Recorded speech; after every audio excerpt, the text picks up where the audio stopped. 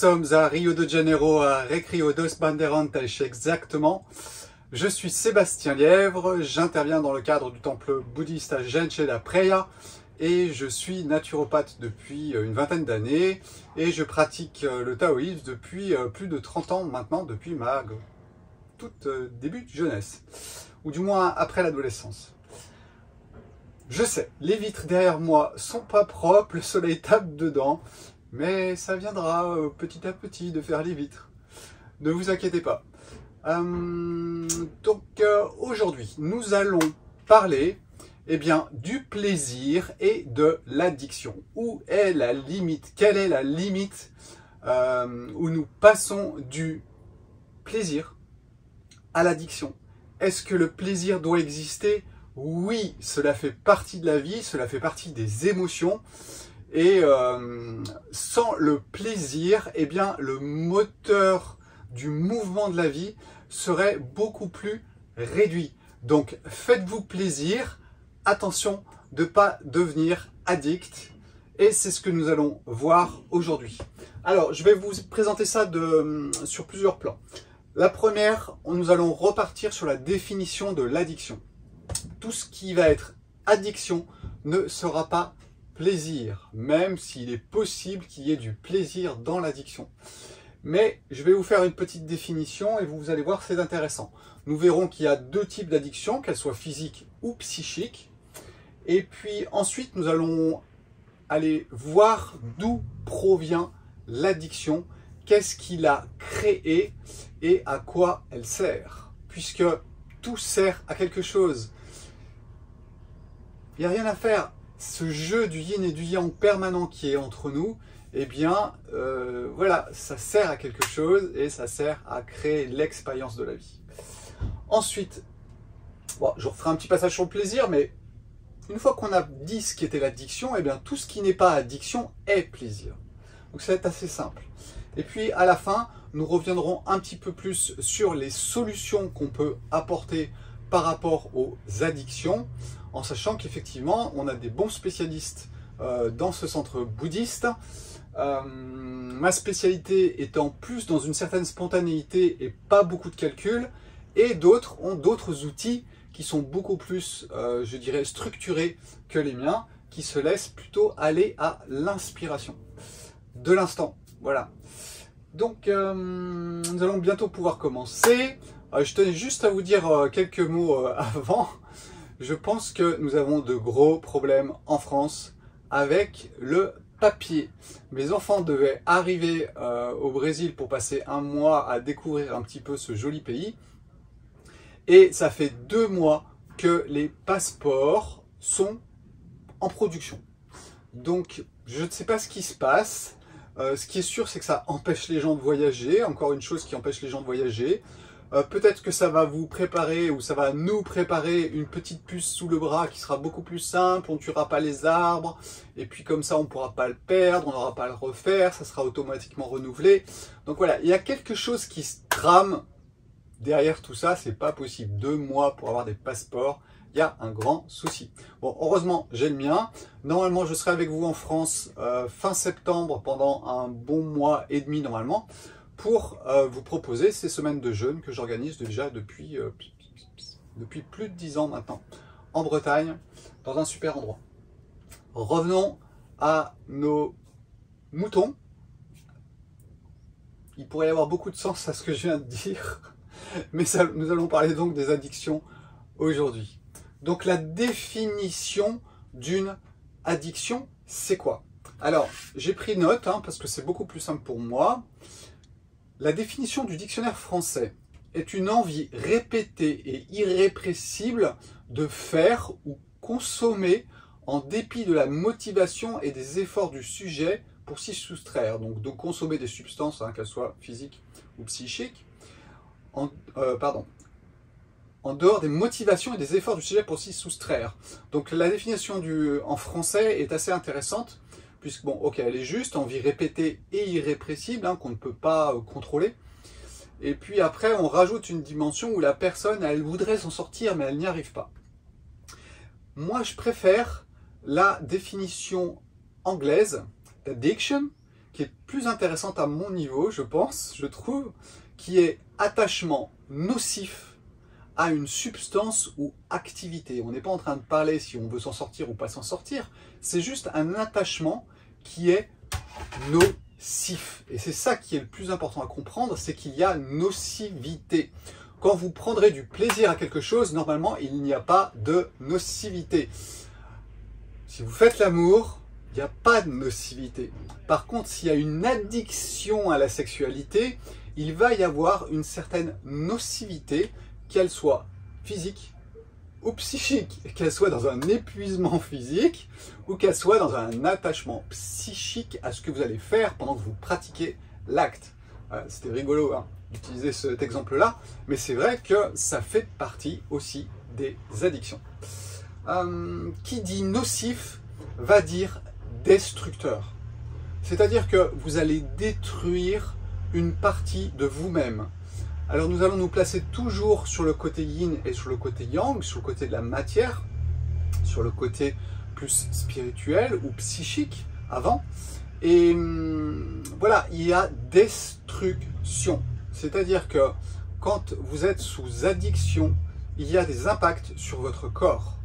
Il y a des impacts sur votre psychisme et il n'y a pas construction de quelque chose, mais il y a vraiment destruction.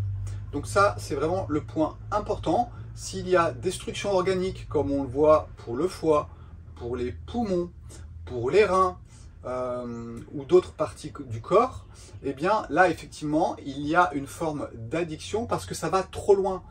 Vous n'avez plus vos limites, je dirais, votre instinct de survie, dans le sens où votre instinct, quand vous touchez un poêle à bois, eh bien votre instinct vous dit « Ah mais il faut que tu enlèves ta main ». Eh bien, quand vous prenez du café, quand vous prenez du tabac, il devrait y avoir un instinct qui vous dit « Attention, tu vas trop loin ». Or, cet instinct disparaît et donc nous allons plus loin vers, pouf, l'explosion. Et l'explosion, bien sûr, de nos propres organes. C'est exactement ce qui se passe avec l'excès du tabac ou l'excès de l'alcool pour le foie, par exemple. Donc voilà, cette destruction est très importante.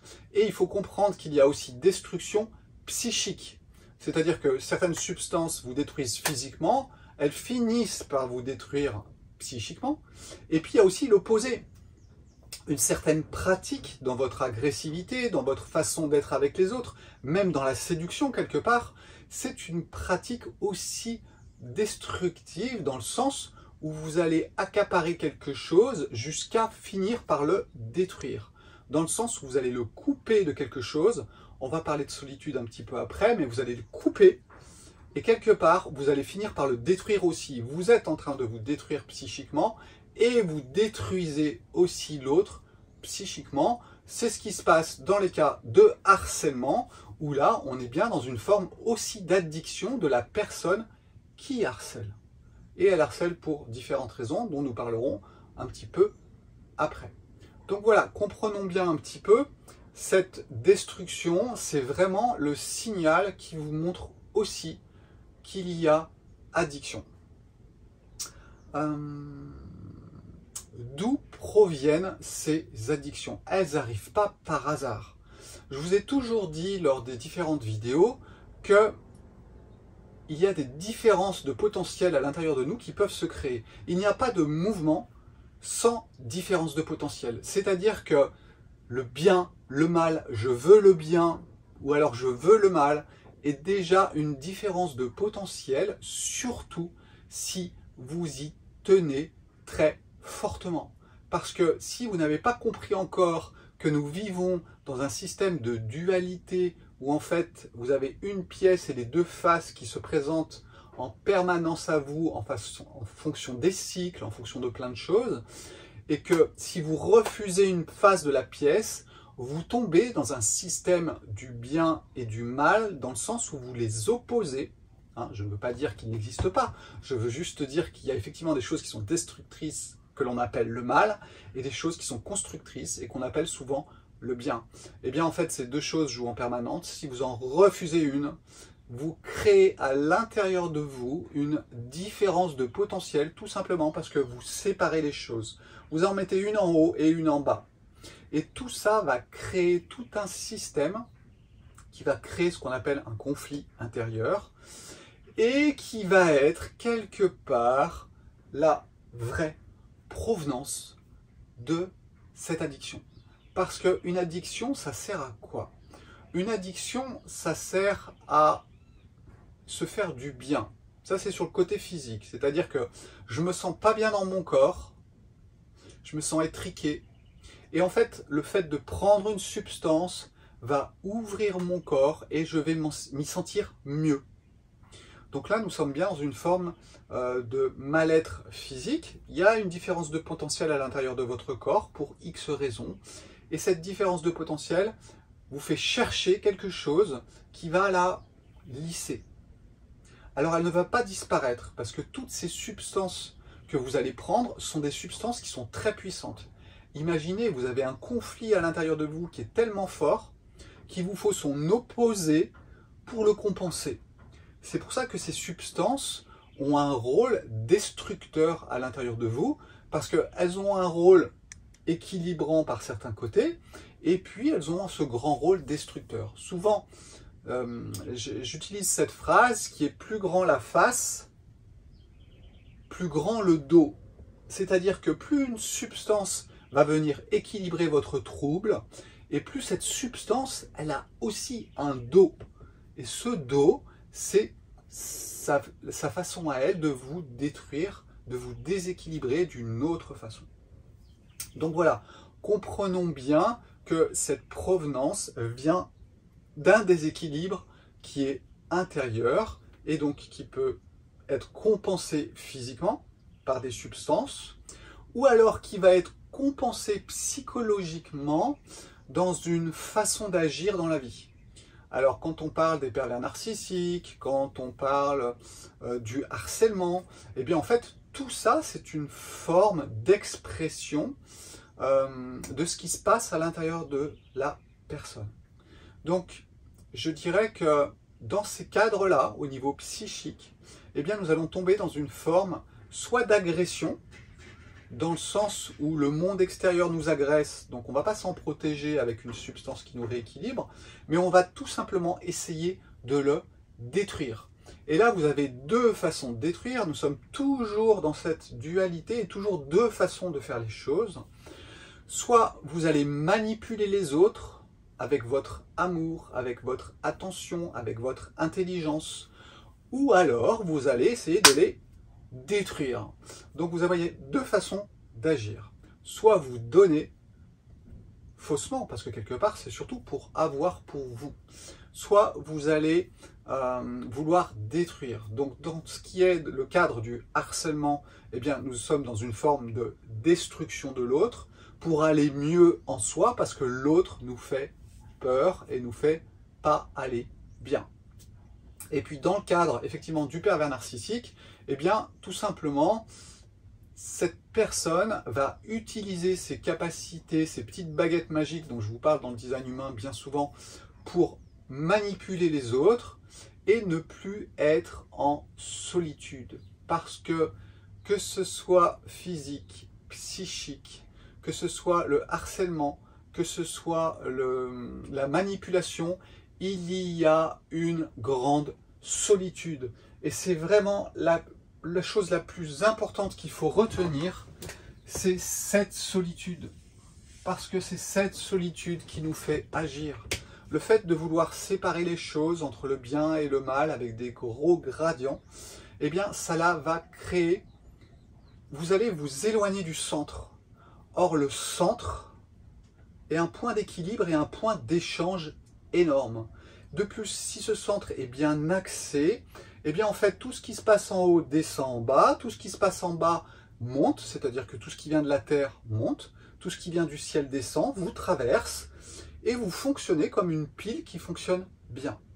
Et puis si vous êtes dans cette horizontalité, si vous rentrez dans cette forme de solitude. Alors j'en parle beaucoup dans le livre que j'ai écrit, Le bocal et les cacahuètes, parce que j'aime bien cette image du bocal qui représente la solitude. Nous sommes en solitude dans notre bocal. Et ce bocal est une protection que nous créons. Et cette solitude est très très très difficile à vivre, voire même elle est anti-vie, puisque la vie est un échange. C'est pas être dans son coin et attendre que les choses se passent, c'est être dans l'échange avec l'autre, et pas dans un échange manipulateur ou destructeur, mais bien dans un échange ouvert de points d'équilibre. Et ça, c'est vraiment très très intéressant et j'insiste beaucoup là-dessus. Ce livre, vous pouvez le trouver sur Internet gratuitement si vous allez sur le site de Jeûne Zen Harmonie où j'organise les semaines de jeûne. Vous allez dans la librairie, vous trouverez le livre. Et sinon, et là vous l'aurez gratuitement en PDF. Sinon, vous l'avez aussi sur Amazon, Le Bocal et les Cacahuètes. Et voilà, je pars de beaucoup d'exemples de la vie où j'essaye de décortiquer ce phénomène de séparation que nous vivons et qui va créer cette solitude énorme et qui va entraîner les addictions, qu'elles soient psychiques ou physiques, que ce soit des substances comme l'alcool, la drogue, le café, le tabac, les médicaments ou même le sport, puisque le sport est aussi une addiction. Si on ne peut pas s'en passer, je vous rappelle ça, hein, c'est vraiment très important, la différence entre le plaisir et l'addiction, c'est simple. C'est le plaisir, si on vous l'enlève, eh bien quelque part, vous le prenez comme ça. Demain peut-être. Par contre, si ce plaisir, on vous l'enlève et ça vous fait mal, vous êtes dans l'addiction. Je reviendrai un peu après dessus. Et les addictions psychiques, ça peut être le travail, ça peut être les jeux pour les enfants, puisqu'en fait, ils s'échappent aussi de leur réalité qui ne leur convient pas. Ça peut être votre téléphone, pourquoi pas.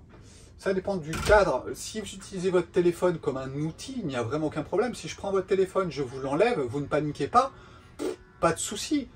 Prendre plaisir à regarder des réels sur Instagram, il n'y a aucun problème avec ça. L'histoire, c'est je vous l'enlève, qu'est-ce qui se passe? Vous faites une crise? Ou alors vous dites, tiens, il est passé où mon téléphone? Voilà, toute la différence est vraiment là par rapport au plaisir et à l'addiction. Et puis bien sûr, faire du mal aux autres, c'est aussi une forme d'addiction psychique, mais comprenez-le comme une solitude. Toute personne qui vous fait du mal ou qui vous manipule est dans une énorme solitude et elle a besoin soit de vous faire rentrer dans sa bulle, soit elle est tellement dans sa bulle qu'elle a peur de tout ce qui est autour et elle veut tout détruire. Voilà, c'est aussi simple que ça. Allez chercher votre solitude et vous allez voir que vous allez trouver quelque chose. Et là, nous parlerons ensuite des solutions que l'on peut apporter à ça. Alors, pourquoi on parle beaucoup de tout ça aujourd'hui? Pourquoi les addictions n'ont jamais été aussi importantes aujourd'hui? Pourquoi il n'y a jamais eu autant de pervers narcissiques? Pourquoi il n'y a jamais eu autant d'harcèlement? Eh bien, tout simplement, comme je vous l'explique dans les vidéos précédentes, nous vivons une époque spéciale. Nous sommes dans un cycle de vie, comme toute chose, et les cycles de civilisation, et les cycles de vie, et les cycles voilà, d'une année, toute la vie est cyclique. Et ce qui est en train de se passer aujourd'hui est un énorme retour vers soi. Et ça, vous ne pouvez pas l'empêcher. Et surtout, plus vous luttez, plus vous créez une différence de potentiel à l'intérieur de vous et plus vous créez votre solitude. Acceptez ce que le monde est en train de faire, ce que la vie autour de nous est en train de projeter et à laquelle nous réagissons. Donc ça, c'est vraiment important à comprendre. Ne soyez pas la victime, ne soyez pas le bourreau, ne soyez pas non plus le sauveur, ça ne sert à rien, si ce n'est juste à vous maintenir dans un bocal. Donc voilà, comprenez bien une chose, nous vivons une époque bien spécifique. Personne n'y échappe. Personne. Donc le plus important à comprendre maintenant, c'est qu'est-ce que l'on en fait. Est-ce que on va l'utiliser à bon escient ou est-ce que on va vivre tout simplement dans notre ego et c'est pas bien et c'est pas mal, c'est juste que c'est une autre façon de le vivre. Alors bien sûr qu'ici, nous essayons de partager avec vous des choses où on essaye de tendre vers quelque chose qui est l'utilisation de cette période à bon escient, dans le sens où on va développer encore plus quelque chose chez nous et non pas détruire. Mais il est possible que certaines personnes aient besoin de détruire et d'autres aient besoin de construire. Je ne juge pas du chemin de chacun et vous devriez, je vous le conseille, en faire de même. Ensuite, vous tendez vers quelque chose ou pas. Par contre, si vous voulez quelque chose, là, méfiez-vous. Qui veut à part l'ego?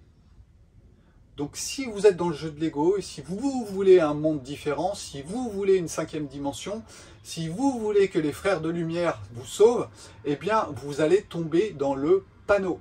Parce que le panneau aujourd'hui, c'est la peur, c'est se refermer sur soi et dans une direction qui va être destructrice.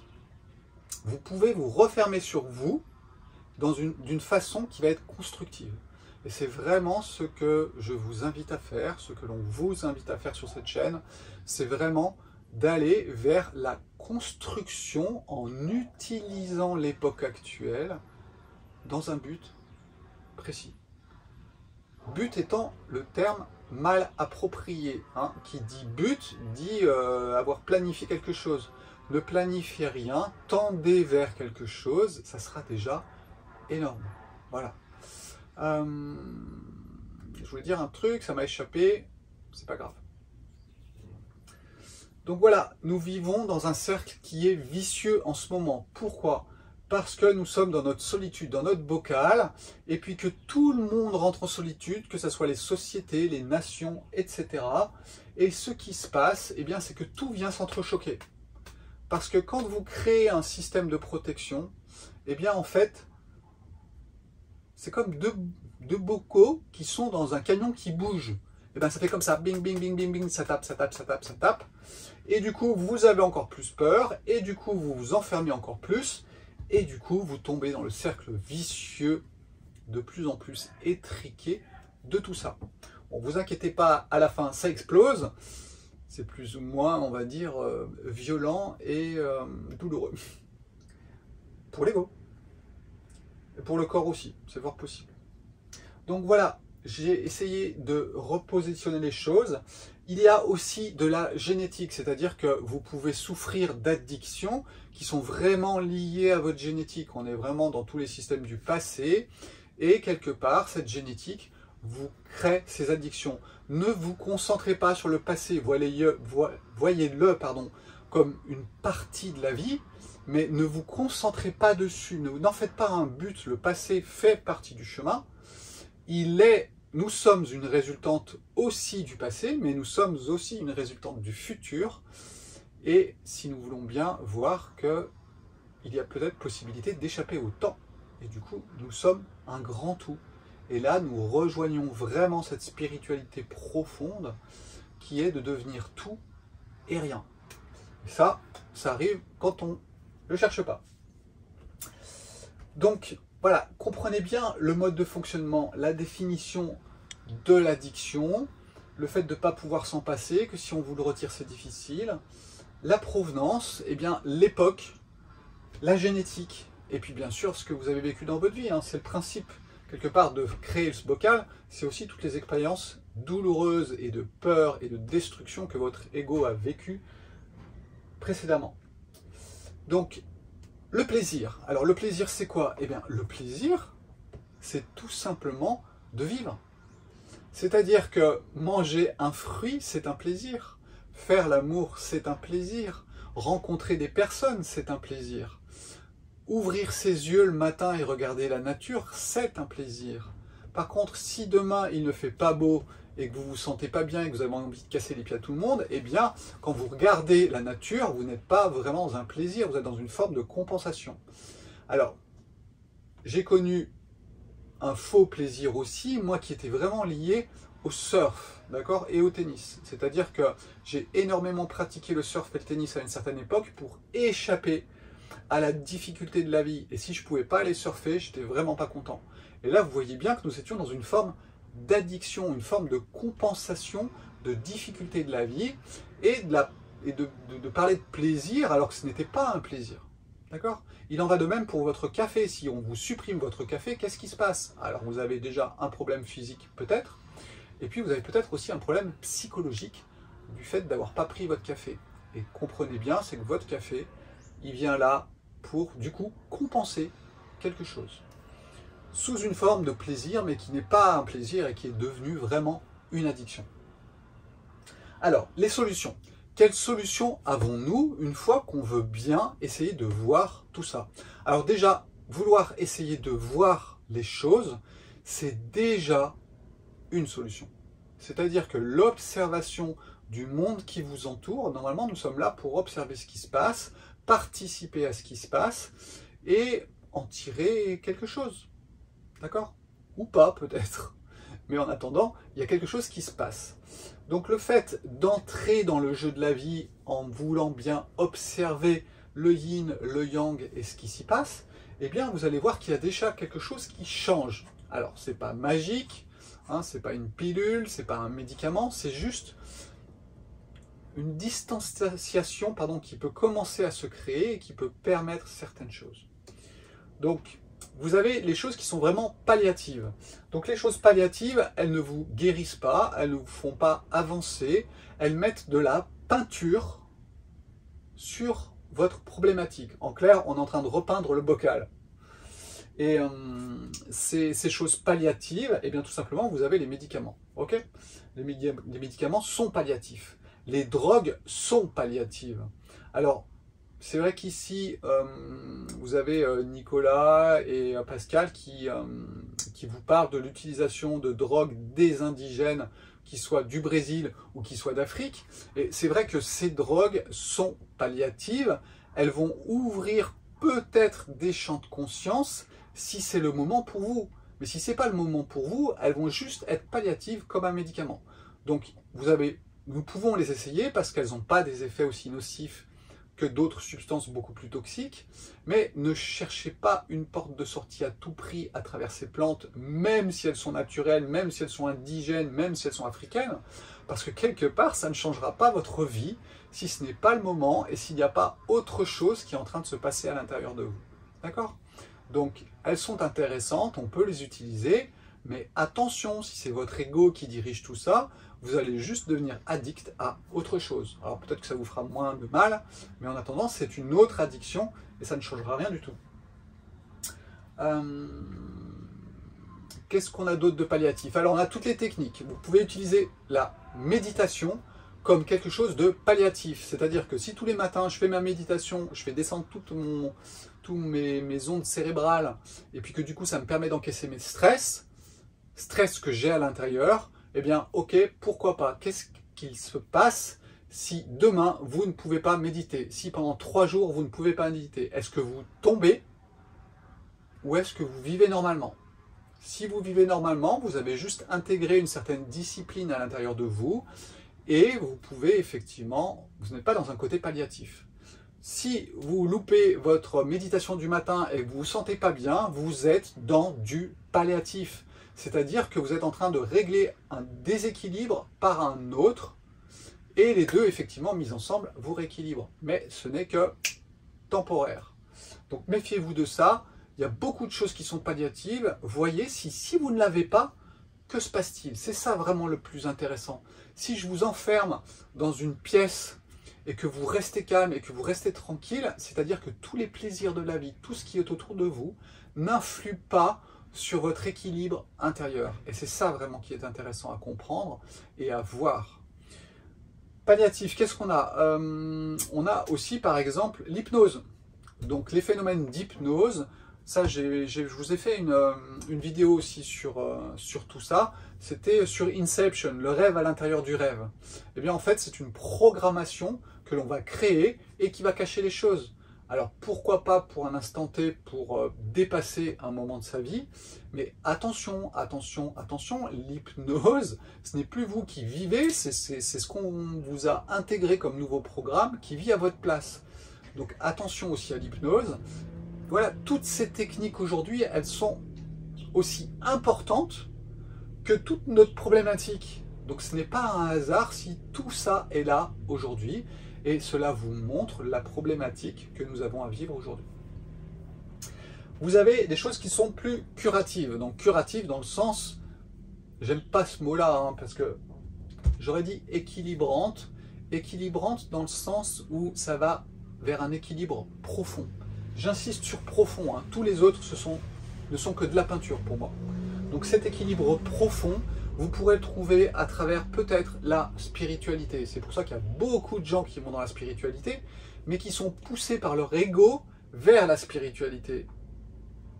Mais l'un et l'autre n'ont rien à voir. Chacun doit être à sa place et il faut tendre vers quelque chose et non pas le chercher. Donc, cette spiritualité, effectivement, elle va ouvrir des possibles. L'ouverture de ces possibles attire des choses différentes dans votre vie qui fait que des équilibres vont spontanément se mettre en place tout seuls, presque sans faire quasiment rien. Et j'insiste pour votre ego, c'est difficile pour lui d'entendre ça. En faisant rien, vous pouvez aussi avoir quelque chose. Tout le but du jeûne est vraiment d'arrêter de faire, arrêter de prendre des médicaments, arrêter de prendre des vitamines, arrêter de prendre tout ça. Et vous allez voir qu'il y a un truc qui se passe dans votre corps et il se répare. La spiritualité, vue un petit peu comme le jeûne, mais au niveau mental, psychique, eh bien, quelque part, va induire aussi des rééquilibrages qui vont se faire naturellement. Parce que cet axe, il est dans tout le monde et il n'a juste plus qu'à être, pas réactivé, mais amplifié. Parce qu'il est toujours là chez tout le monde, hein, sinon nous serions tous des zombies. On y est presque, mais on n'y est pas encore. Donc voilà, des solutions dites spirituelles. Mais allez toquer à la bonne porte, c'est-à-dire que toute personne qui vous vend du vent, au niveau spiritualité, fuyez, courez. Si cette personne ne remet pas en question les choses, n'a pas une vision globale des choses, n'accepte pas toutes les choses, vous êtes face à une fausse spiritualité et à un faux maître spirituel. Un vrai maître spirituel est capable de tout regarder dans une équanimité, c'est-à-dire que sans rejeter les choses. Voilà. Si vous rentrez dans un système spirituel où on rejette, fuyez. Fuyez, vous êtes dans un système de séparation. Et là, vous rentrez dans, tout simplement, ces histoires de dichotomie et de différence de potentiel. D'accord ? Vous avez des solutions aussi curatives qui peuvent être physiques, mais vraiment directement physiques. On utilise beaucoup les animaux aujourd'hui, et c'est vrai que l'animal a au moins une bonne chose pour lui, c'est qu'il est axé. Alors, plus on utilise les animaux qui sont proches de l'être humain, et plus ils s'horizontalisent. Donc ça, méfiez-vous aussi. Si vous utilisez votre chien parce que vous n'allez pas bien, eh bien, votre chien, de toute façon, il va prendre votre mal, et vous allez détruire votre chien. Est-ce que c'est vraiment ce que vous voulez pour aller mieux? Ben, moi, je ne pense pas. Donc, du coup, faites très attention, vos animaux de compagnie sont souvent palliatifs, mais ils ne sont pas curatifs. Un animal sauvage est beaucoup plus curatif. Observez un petit oiseau dans la nature, vous allez voir que si vous connectez à lui, ce sera beaucoup plus curatif qu'un chien ou un chat. Même si le chat, il a quand même son indépendance.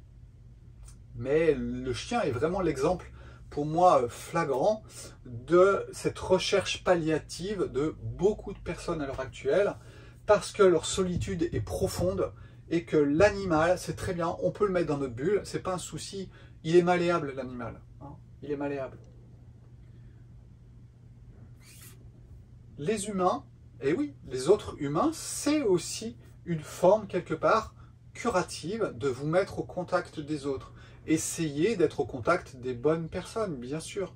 Si vous êtes avec quelqu'un qui est un pervers narcissique, ou si vous êtes avec une personne qui vous vend de l'amour, eh bien, ça ne marchera pas.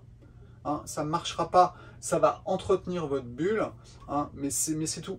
Donc, rapprochez-vous des personnes qui sont capables de vous dire les choses, de vous dire si ça ne va pas.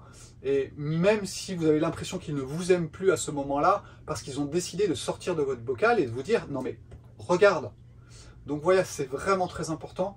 Et il y a des humains autour de nous qui peuvent nous aider. La vie, dès que vous rentrez dans la spontanéité, va vous faire croiser ces êtres humains-là.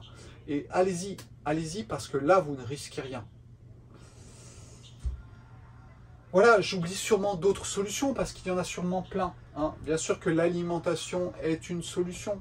La non-alimentation avec le jeûne est aussi une solution. Mais n'en faites pas une panacée. Hein. Que ce soit l'alimentation, le jeûne ou toute autre technique qui sera palliative. Voilà, c'est vraiment le message que je veux faire passer.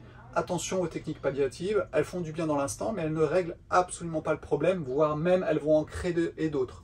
Plus grand la face, plus grand le dos. Hein. Ce qu'on vous présente comme un médicament miracle, ça marche, mais ça vous détruit d'une autre façon sur une autre facette. Voilà. Donc le plaisir, yes, allons-y, faisons-nous plaisir. Ce matin, je sors sur ma terrasse, je vois ces belles images, cette belle nature, ces oiseaux qui chantent. Je me fais plaisir. Si demain il pleut, je ne vais pas pleurer. D'accord? Donc voilà, le plaisir fait partie de la vie. Et quel qu'il soit, d'accord? Et puis si vous avez des problèmes d'addiction, eh bien tout simplement essayez de vous rapprocher effectivement de personnes qui peuvent vous aider, mais qui ne sont pas eux-mêmes dans des addictions, ou alors au moins qui en ont conscience, hein, qui en ont conscience. Donc voilà, je peux vous aider dans mon cadre professionnel, aussi bien au niveau physique que psychologique, donc n'hésitez pas à me contacter. Pour les semaines de jeûne, j'organise ça fin septembre à Vannes, dans le golfe du Morbihan, avec des balades splendides pendant 1 mois et demi. Il y a 3, voire peut-être 4 semaines qui seront organisées. Je vais voir en fonction de mes disponibilités. Et voilà, vous avez plein de possibilités qui sont autour de vous. Si vous tendez vers quelque chose, si vous ne rejetez pas les choses, si vous n'êtes pas dans votre bocal, la vie s'ouvre à vous. Sur ces bonnes paroles, eh bien, je vous souhaite une excellente journée. Et puis, à bientôt. Ciao, ciao.